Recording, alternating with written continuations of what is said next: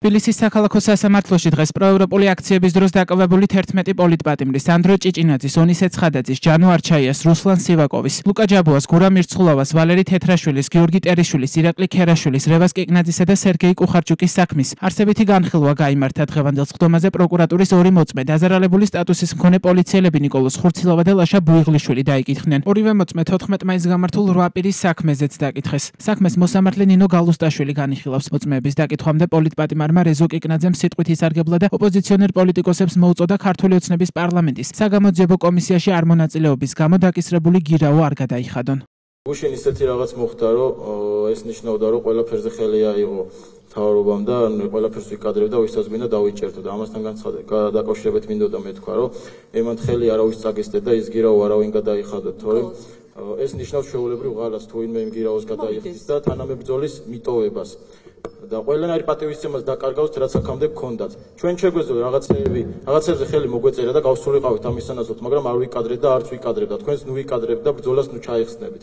ციხეში მოხვედრა საერთოდ არ არის კატასტროფა. კატასტროფა ის არის, როდესაც ბრძოლას გაურბი ხარ, მაშინ როცა შენი თანამებრძოლები იბრძვიან ქვეყნის გადასარჩენად და ბოლოს მოკლავს შეწუხებული სინდისი, სულში გაჩენილი ბზარი ან თავის გადასარჩენად გადახდილი გირაო და არა ჩალურჯებული თვალი, ჩატეხილი კვილი თუ ერთი წლის ნახევარი დილეგი. სიტყვით გამოსვლისას კიკნაძემ ბრალდების მხარის მიერ წარმოდგენილი მოწმეებიც გააკრიტიკა და თქვა, რომ საქმესთან მათ არანაირი კავშირი არ აქვთ. ამ განცხადების შემდეგ პოლიტპატიმარს საუბარი მოსამართლე ნინო გალუსტაშვილმა მალევე შეაწყვეტინა. მოსამართლის თქმით, მოწმეების შესახებ გადაწყვეტილებას ის თავად მიიღებდა. მე-6 თვეა უკვე დაგვატარებთ და თუ გვისჭით, მოგვისაჯეთ თუ არა და დაგვანახეთ, რომ სამართალი არსებობს. ისეთი მოდიან მოწმეებთან დაკავშირებით ვამბობ რაღაც. მესმის თქვენ რასაც გულისხმობთ, მაგრამ თქვენ რასაც ამბობთ გადაწყვეტილებასთან დაკავშირებით, ჩვენ თუ ეს მოწმეები არ დავკითხეთ, ისე სასამართლო გადაწყვეტილებას. მაგრამ მოწმე ჩვენთან კავშირში ხო უნდა იყოს? ხო, კავშირში არის თუ არ არის ამას აბოჯამში ჩემი შეფასების საგანი იქნება და დამიჯერეთ, არ გამიჭირდება შესაბამისი ადეკვატური შეფასება მივცე. ასე რომ ეს უნდა დავკითხოთ ჩვენ ბრალდების მხარის მიერ წარმოდგენილი მტკიცებულებები. წინა მოწმეზე მინდოდა განმეცხადებინა, რომ მოვიდა ადამიანი, ან ფაქტობრივად ჩვენი დაცინვა იყო. თვითონ ამას 28 ნოემბრის საღამოს 12-ის ნახევრის მე არ ყოფილვარ, რომ იმ აქციაზეო და ისეთი ადამიანი მოგვიყვანეთ, იმავე წარმატებით შეეძლოთ მოგვიყვანათ, მაგალითად პაკისტანი ინდოეთის ომში დაზარალებული და იგივე კავშირი ექნებოდა ჩვენთან, იმიტომ რომ ჩვენ გვედავებიან 29 ნოემბერს და შემდეგ თარიღებს. ხო, აქ ვინც ვარ? 29 ნოემბერს და შემდეგ თარიღებს. გაგიმატე, დავასრულოთ თარიღის მოწმე რა შუაშია?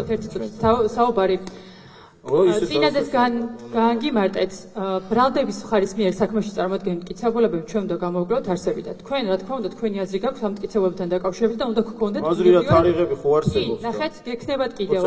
და ამის შეფასების საშუალება თქვენ საბოჯამში დასკვნის ეტაპზე მოგეცემათ, მაგრამ ჩვენ ეს მოწმეები ბრალდების მხარის რაც არის, ყველა უნდა დავკითხოთ, ვისაც ისინი მოიყვანენ. რევას კიკნაძის მიერ სიტყვის დასრულებისთანავე ადვოკატმა ელგუჯა ავსაჯანიშვილმა დარბაზში მყოფი მოწმის ნიკოლოზ ხურცილავას მოხსნის შუამდგომლობა დააყენა. ადვოკატის თქმით, საპროცესო კანონმდებლობის თანახმად მოწმე, რომელსაც ჯერ ფიცი არ აქვს დადებული, საქმის არსებითი განხილვის დროს დარბაზში არ უნდა იმყოფებოდეს. პროკურატურის პოზიციით დარბაზში მოწმის ყოფნა ფიცის დადებამდე დასაშვები იყო, რადგან მას რეზო კიკნაძის სიტყვით გამოსვლისას მნიშვნელოვანი ინფორმაცია არ მიუღია. მოსამართლე ბრალდების მხარეს დაეთანხმა და ადვოკატის შუამდგომლობა არ დააკმაყოფილა. მოწმეს არსებითი განხილვის ეტაპზე ინფორმაცია აქვს მოსმენილი, მათ შორის ის ინფორმაცია აქვს მოსმენილი, რომელიც მოწმეს არ უნდა ქონდეს მოსმენილი, მაგრამ არ აქვს ნიშნობა რას მოისმენდა, რადგან აღნიშნული პიროვნება, რომლის სახელგვარი ხარ ზუსტად არ მახსოვს, წეღან პირადობის მოწმობა გამოართვით, არსებითი სხდომას ესწრება და აღნიშნული მოწმის დაკითხვა არ უნდა განხორციელდეს, მისი დაკითხვა იქნება საპროცესო კანონმდებლობის არსებითად დარღვევა, რადგან არ შეიძლება არსებითი სხდომაზე ყავდეს მოწმე დასაკითხი პირი, რომელმაც ინფორმაცია უნდა მოგვაწოდოს და ეს ჩემზე უკეთიცით. მიგვაჩნია თქვენოგისება, რომ შუამდგომლობა არის დაუსაბუთებელი, არ უნდა დაკმაყოფილდეს ვინაიდან პირველი შემთხვევა არის ის მეცხოველები და ბატონი რევას კიკნაძე აკეთებს ხოლმე მსგავსი შინაარსს. ყოფილა შემთხვევა თვითონ მოწმის დაკითხვის მიმდინარეობისასაც კი გაუკეთებია მსგავსი განცხადებები, არა მარტო ბრალდებულს, არამედ ადვოკატებსაც. შესაბამისად, თუნდაც დღეს სასამართლოს ხსნომაზეც ბატონ რევას კიკნაძეს ისეთი რამე არ გაუჟღერებია თავის განცხადებაში, რაც რაიმე გავლენას იქონიებდა მოწმის ჩვენებასთან დაკავშირებით, ან მის მიერ როგორც გამოძიებაში მიცემული ინფორმაციასთან, ან ინფორმაციასთან დაკავშირებით, რაც სასამართლოს გარემოებასთან სასამართლოს ხსნომაზე უნდა დაიკითხოს. სასამართლო ვერ განხორციელებს აღნიშნულ პოზიციას იქიდან გამომდინარე, რომ გაჟღერებულ შემთხვევაში, სადაც ბატონი რევაზი საუბრობდა, არ იყო ისეთი სახის ინფორმაციის შემცველი და არ მიმდინარეობდა საქმესთან დაკავშირებით ისეთი გარემოებზე მითითება, რასაც შესაძლებელია მოწმე მოისმინა, მით უმეტეს ბოლო მომენტში შემოსვლის დროს. შესაბამისად, წარმოდგენილ მოწმეს ჩვენს დავკითხავთ და მოხსნის საფუძველი ამ ეტაპზე არ არსებობს. დაკითხვისას ხურცილავამ თქვა, რომ 28 ნოემბერს პროტესტის დროს სამსახურებრივ მოვალეობას ასრულებდა. მისივე თქმით, აქციის მონაწილეებმა ქვების როლა მოულოდნელად დაიწყეს და მიღებული დაზიანებისგან თავზე 20 ნაკერი დაადეს. პროკურორის კითხვაზე დაინახა თუ არა მან ვინეს როლა ქვა, ხურცილავამ უარყოფითად უპასუხა. თუ დაინახეთ ეს ქვა ვინეს როლად? ვერ დავინახე. იმიტომ რომ ჩემთვის ძნელი იყო ახმა ეს ქვა საიდან წამოვიდა, წინ ვიყურებოდი წინიდან მოხდა ქვა და ფიზიკურად იმდენსაგან სისხლდე, რომ ჩვენ თავდაცვის რეზიმში ვიყავით გადასულები, ხელები ქონდა აფარებული, მაგრამ საუბედუროდ მაინც მოხდა სახის არეში. დაცვის მხარის ამ კითხვაზე დარბაზში მყოფ ბრალდებულთაგან ეცნობოდა თუ არა ვინმე როგორც თავდამსხმელი, ხურცილავამ თქვა რომ არა. რაზე ხართ დაზარალებული? ანუ თქვენ გაქვთ პრეტენზია იმაზე, რომ ვიღაცამ ქვა გესროლათ და მიიღეთ დაზიანება. ესეა ხო? აკროს ხედან ანაბა რომ გადახედოთ ამ ადამიანებს იცნობთ? მე არ მისალმე ეს. თვითონ ბატონი ვალე. ამოცნობას ვერ ჩავატარებთ დარბაზში ქალბატონი. რა შუაში? განაცხადა რომ არის ეს იმპერიის ვინაობა თუ ვინ ესროლა ქვა. შეიძლება უშუალოდ ის ვერ დაინახა ვინ ესროლა ქვა, მაგრამ მე ვეკითხები, აი მაგალითად ბატონი ვალერი თუ შეიძლება რომ ადგეს ფეხზე იმ აქციაზე ხომ არ დაუნახავს. ხომ არა. ეს კონკრეტული ადამიანი და ხომ არ ნახა ძალადობდა თუ არა ეს ადამიანი. ვინაიდან ამოცნობას ვერ ჩავატარებ ბატონო მოსამართლე, ეს არის სხვა პროცედურა, არის დაკითხვა, ხოლო რაც შეეხება საგამოძიებო მოქმედება ამოცნობას, მას თავისი წესი აქვს და ბუნებრივია სასამართლოს ხდომის დარბაზში ამ მოქმედებას ვერ ჩავატარებთ. გთხოვთ აღნიშნული კითხვა თქვენ ოღონდ ამოცნობას არ ვატარებთ, ამოცნობას აქვს სხვა წესები და შესაბამისად. ბატონ ნიკოლოზ, გავცეთ პასუხი დასმო შეკითხვას. მესრობა თუ არა ეს ადამიანი?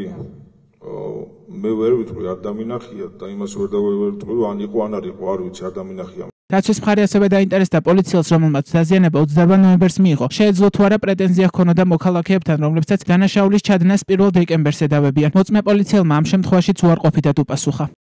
თქვენ რომ რიცხვში დაზიანდით? 28 რიცხვში დავზიანდი. 28 ნოემბერს. 28 ნოემბერს. და 28 ნოემბრის შემდგომ კიდე როდის ჰქონდათ დავალება რომ აქციაზე გასულიყავთ? ანუ რამდენი ხანი ხდებოდა თქვენი რეაბილიტაცია? მე დაახლოებით 1 კვირას მეტი არ ყოფილი ვარ სამსახურებში, იმიტომ რომ დაზიანების გამო ვერ დავდიოდი. ესე იგი 2024 წლის 1 დეკემბერს თქვენ იმყოფებოდით თუ არა აქციაზე? არა, არ ვიმყოფებოდი. არ იმყოფებოდით. შესაბამისად, ადამიანები, რომლებსაც ბრალი აქვს წარდგენილი 2024 წლის 1 დეკემბერს თითქოს და ჩადენილ ძალადობაზე, თქვენ მათ მიმართ რაიმე სახის პრეტენზია ვერ გექნებათ, ასეა ხო? მე ვთქვი დავზიანდი 28-ში, 1 დეკემბერს. პასუხი გავცეთ კონკრეტული. პრეტენზია გაქვთ თუ არა? ესეთ ადამიანთან, რომელსაც ბრალად ედება შესაძლო დანაშაულის ჩადენა 1 დეკემბერს, მის მიმართ პრეტენზია ვერ გექნებათ, ასეა ხო? ეგრე გამოდის. მადლობა.